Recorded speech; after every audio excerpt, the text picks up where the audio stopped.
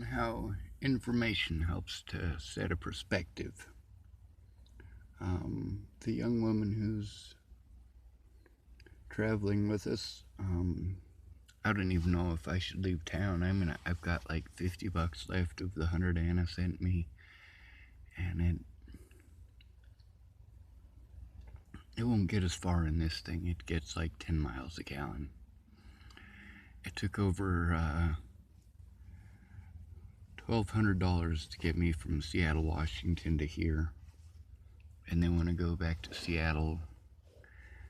I don't even know how to make this work. I do know that now that it's summertime, I'm not going through oil the way that I was. I was going through probably as much oil as I was going through gas this winter.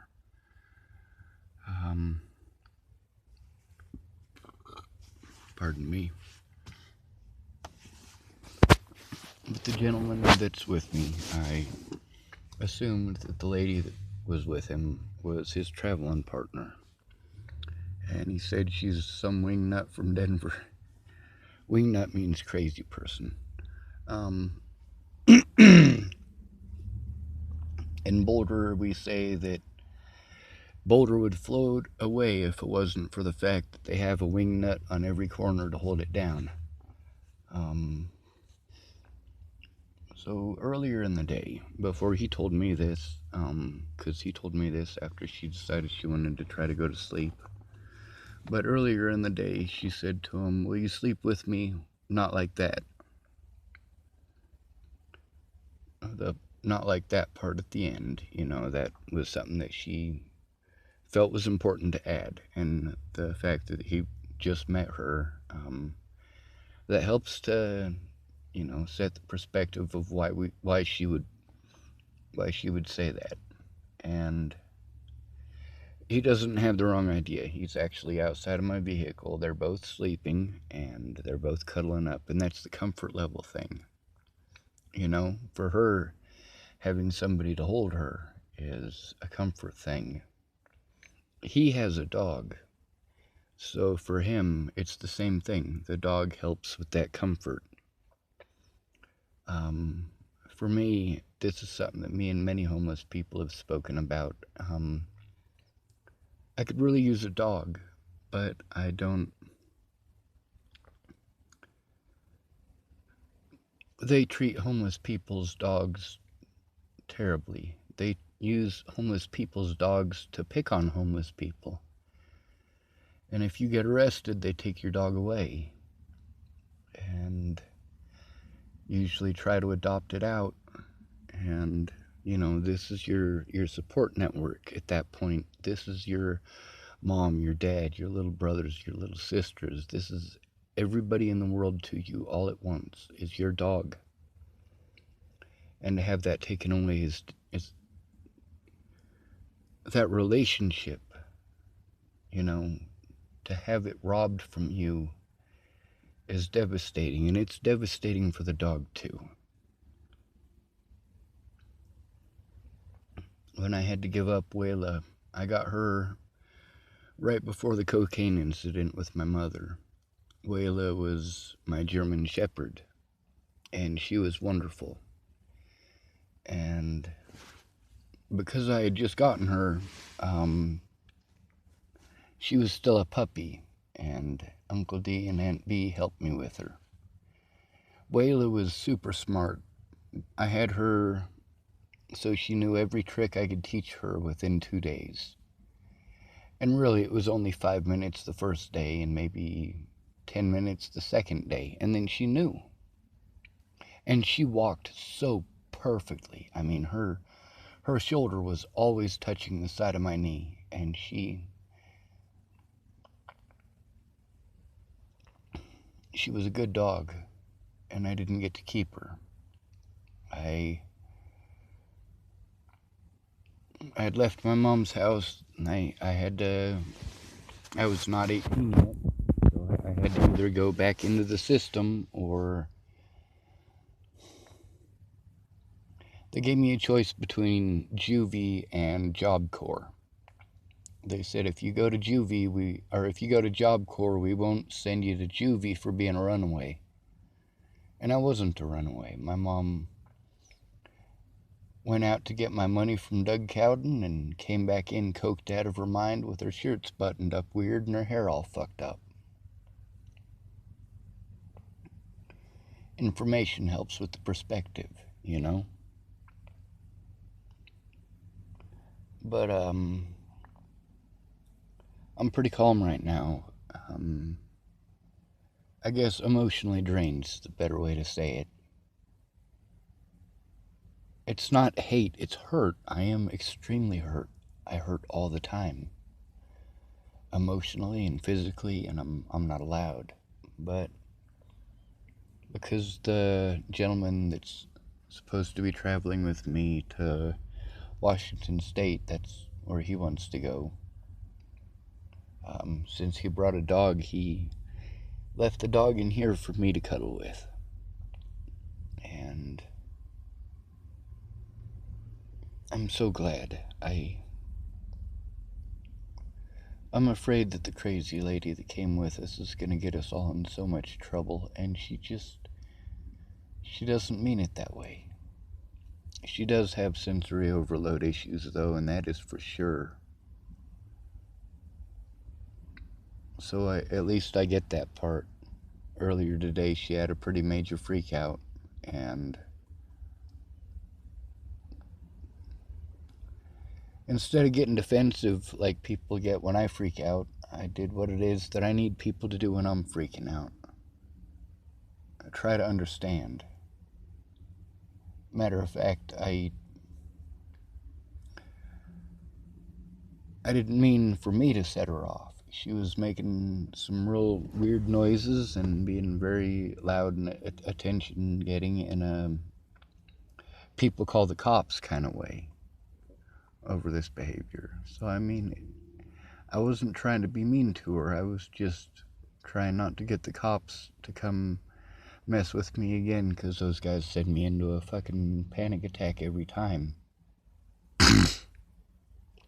And I apologized, even though I wasn't snapping at her or yelling at her or anything like that, because like she was having that's how she stems, that's how she copes with being overwhelmed, and she was extremely overwhelmed at the time, and I just didn't realize it, you know?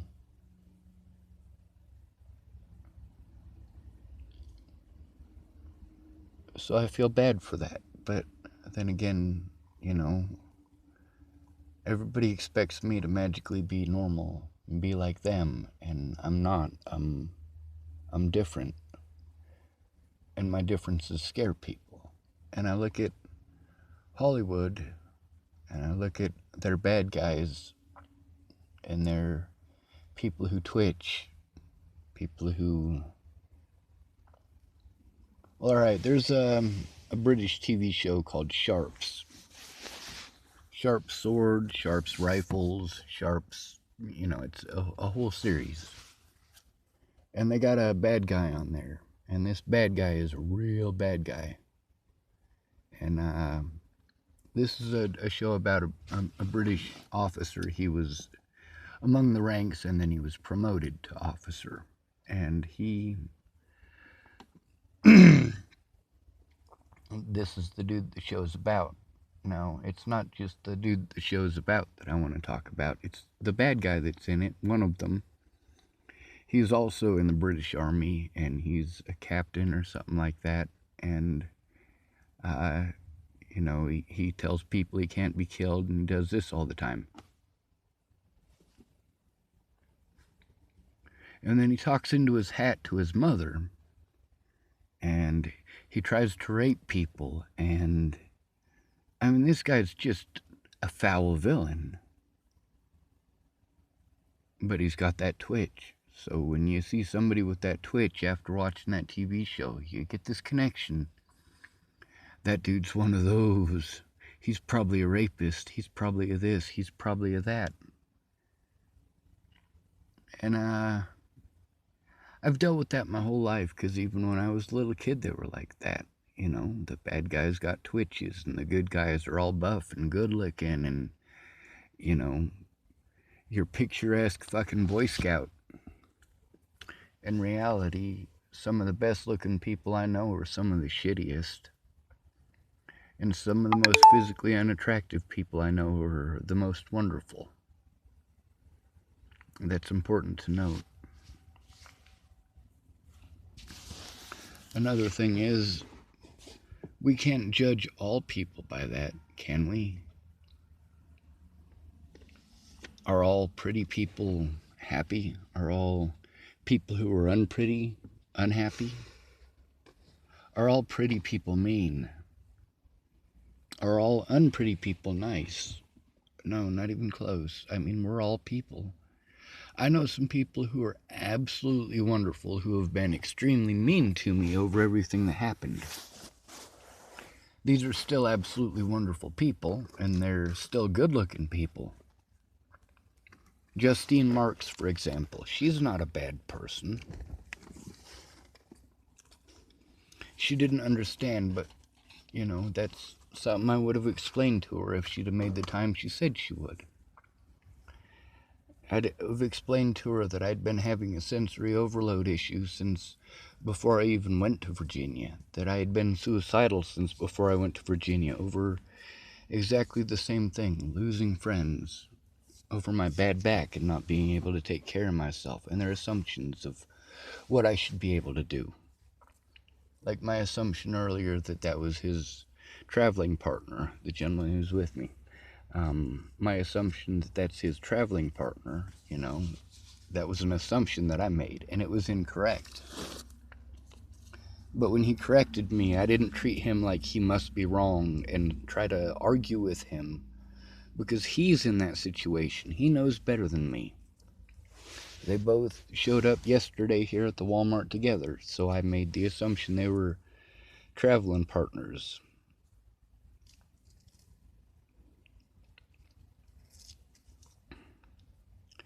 It's the thing about assumptions, is that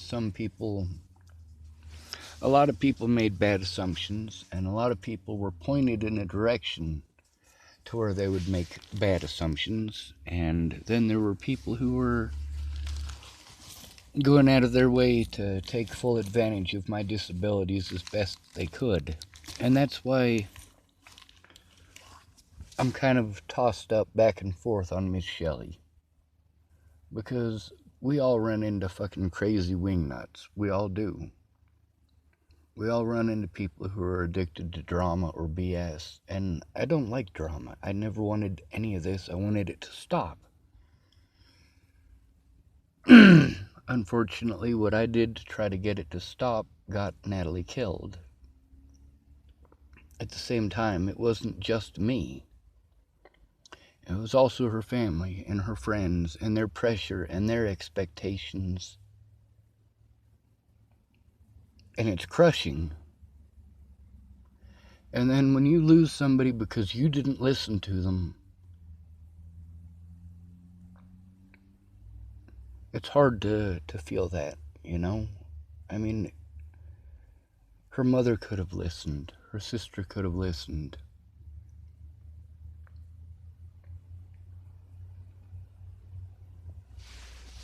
Oh, I'm sorry, I didn't mean to elbow you. Scout dog. It's a good puppy. But what I'm trying to do is show you, instead of dealing with your opinions from the side that you saw, I'm trying to show you that my perspective was never important. My perspective was treated as crazy, although my perspective was things that were actually happening, while Natalie's perspective was things that she assumed would happen or perceived could happen. And these people came after me and did mean shit to me over that, and she didn't understand that. She didn't understand how cruel people would be because they didn't have the right information. But not just because they didn't, but because she didn't. She knew how fucked up that phone was, so did her sister. They knew that I was dehydrated on my birthday. I mean, that's in our text messages between each other, and I already posted that. Like, yeah, it was a fucking shitty situation that I didn't want to have any part of. I wanted to go there and see my friends and make sure Natalie was okay. I wanted to go see Moose, and then on the way home, I was going to go see Ed Simmons and Sage. One of them lives in Dayton, Ohio, and the other one lives in Chicago, Illinois. And I wanted to go to the Museum of Flight, and I wanted to stop at Old Yorktown. I mean, there's a lot of things I wanted to do and a lot of people I wanted to see. I wanted to see Amanda Daniels. She lives in Alabama. I went to high school with her. I was her first crush. She was actually the first girl I ever asked out. She told me no, which is odd because I was supposed to be her first crush. She's got some autistic kids too. Both of her kids are autistic, but they're different from me. I'm considered high-functioning autistic, or high-functioning, period. But I notice a lot of people with low-functioning autistic children. I notice certain markers about their behaviors that let me know that they suffer from the same issues that I do with environmental overload, and that's the sensory issues. And some of them show signs that they are possibly more intelligent than I am. They just can't speak to say it. And I want to educate people, because your money is not going where you think it is. It's not helping people how you think it should. Going to see a therapist doesn't get me a roof over my head, and it doesn't get the truth out. It doesn't make it so I can see my loved ones, and because of the slander, I really can't. It doesn't get me an honest day in court. It doesn't get me an officer to take my report. It doesn't make it so that those public pretenders will do their jobs. The folks at Starbucks, through all of this, Alicia's boyfriend, when I was in Chesapeake, Virginia, he worked at the Starbucks that, like, Alicia asked me to stay back there, to stay behind where she worked. Natalie didn't work there at the time. She had already quit because of her leg. And Alicia's boyfriend at the time worked at the Starbucks just 2 doors down. And that's where I hung out, and that was Alicia's idea. And her boyfriend worked there, and he was good to me. Everybody in that Starbucks in Chesapeake, Virginia was good to me. Everybody in the Starbucks on Pearl Street was good to me. Everybody in the Starbucks on University and Broadway was good to me until that gentleman came out and told me that I had to leave because the cops were looking for me. Or he said he was pretty sure the cops were looking for me. And it's messed up because that guy knew me. He knew me before this all happened.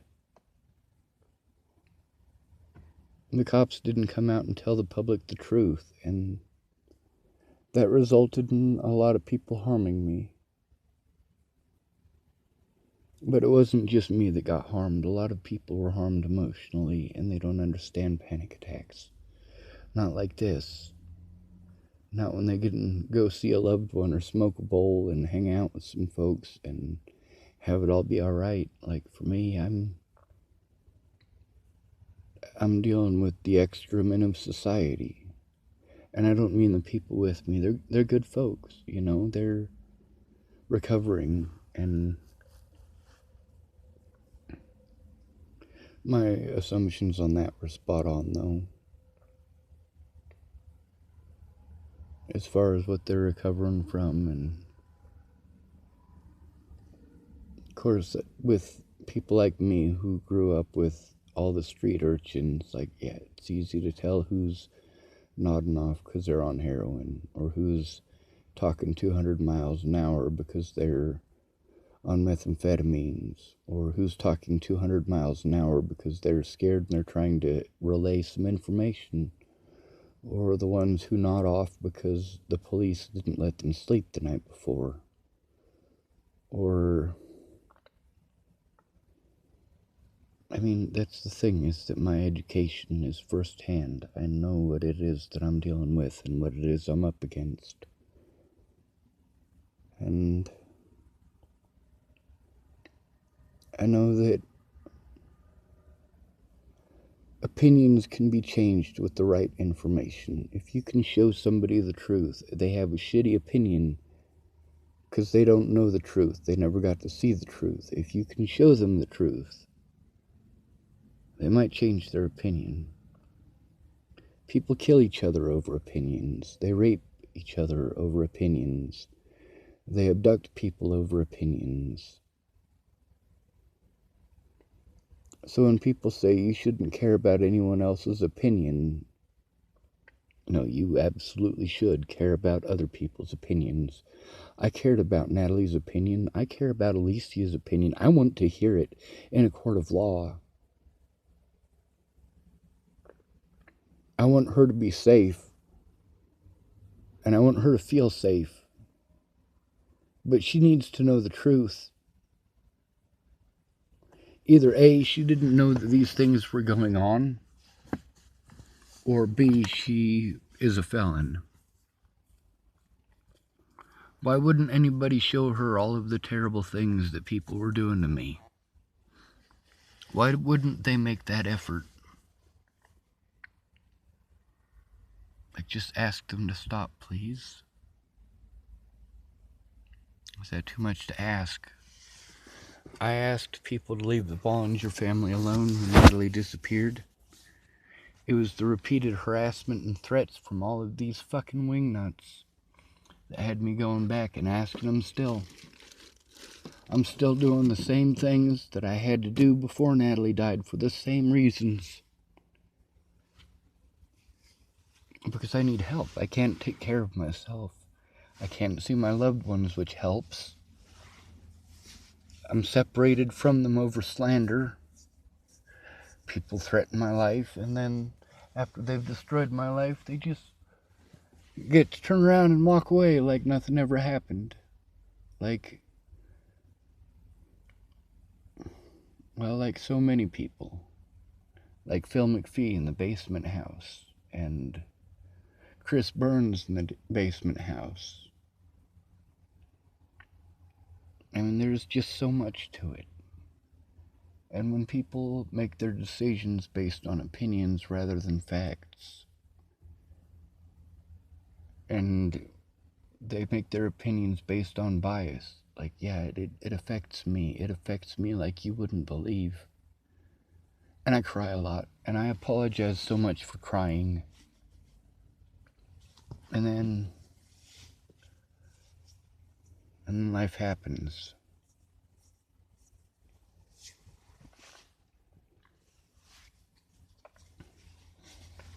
I should have had somebody who understands sensory overload and autism to help me. But they couldn't.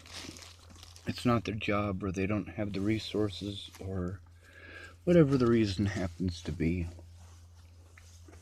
When I got reasons, people call them excuses. But they're not. They're legit reasons. But then I can't call their reasons excuses, can I? Or I'm the bad guy. Maybe they are reasons. Maybe they are excuses. I don't know. I'm not in their situation. But I do know that when their situation affects their ability to keep their word, and I need them to keep their word, and I have invested everything into believing that they're going to tell the truth. Shelley didn't tell the truth. Danica didn't tell the truth. And me, I have difficulties telling the truth just due to the fact that when I'm extremely overwhelmed, I might have 5 or 6 stories going on in my head, and they're all true stories, but they're all going on at once, and sometimes which part comes out is pick and choose. Like if I'm talking about Chapel Lake, I got easily 100 stories from out at Chapel Lake, and if I'm trying to tell one while I'm severely overwhelmed, I might tell little bits and pieces of 5 or 6 of them, and later on I'll go, I don't think I got that information correct, but I remember more of trying to recall the memories than what it is that I actually said, so it'd be nice if I had a way to record it and go back and see it and listen to it. And now I do, and I go back and I listen to my videos, and I always hear at least one thing that I fucked up in a video. Some of my videos, I listen to them and I'm thinking to myself, oh my God, I can tell how bad of a day I was having just by how many times I screwed up in that conversation. And the worst part is I already know how bad of a day that I was having because I remember the events of the day.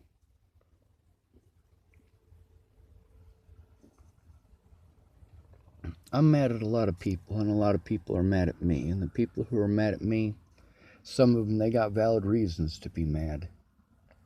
Alicia does not have a valid reason to be mad. Mandy Singer does. Or not Mandy Singer, I'm sorry, Mandy Hughes.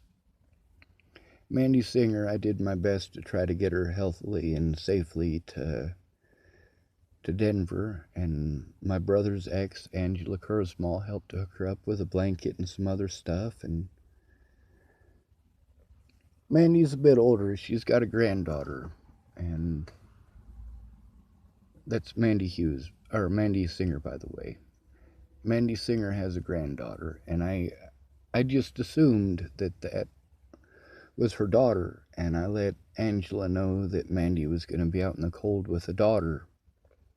And I was incorrect, and I had misled the situation to Miss Angela Kurzmall by letting her believe that she was going through all those hoops to help out a really tiny baby. And it didn't turn out that that was the case. At the same time, Mandy Singer, she's the same one that the day Natalie disappeared, I had posted up about Mandy's son missing, and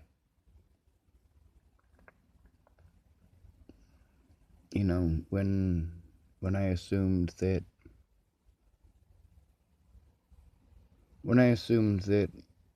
her granddaughter was her daughter, you know, I don't know if that affected whether or not Angela would go out there and help her or not, but I do know that she did. Angela did go out and help her.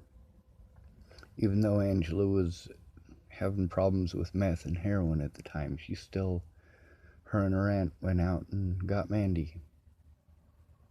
Imagine my surprise when I look on Boulder Rights Watch that very night, or the very next night, and Mandy has just gotten into Boulder and she's already having issues with the police and at the Path to Home. That's a program that's supposed to help homeless people get unhomeless, by the way. But Mandy Singer, yeah, she and I go back years, and the right information, you know, didn't matter at that point. I was just glad that Mandy was safe, even if she didn't have a baby with her. Matter of fact, I was even more glad that she didn't have a baby with her.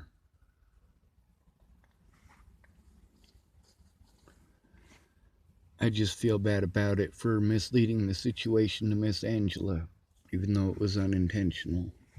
And as far as Mandy Hughes goes, she does have every right to be pissed off at me. She does. Showing the truth is important. Preventing these things from happening to others is important, and so many people that they happen to won't come forward. They talk to me about it, and then I pull out my phone to record, and they get camera shy. They just made a prolific speech about the state of affairs here, and I missed it because I didn't have my camera out. Ironic, isn't it?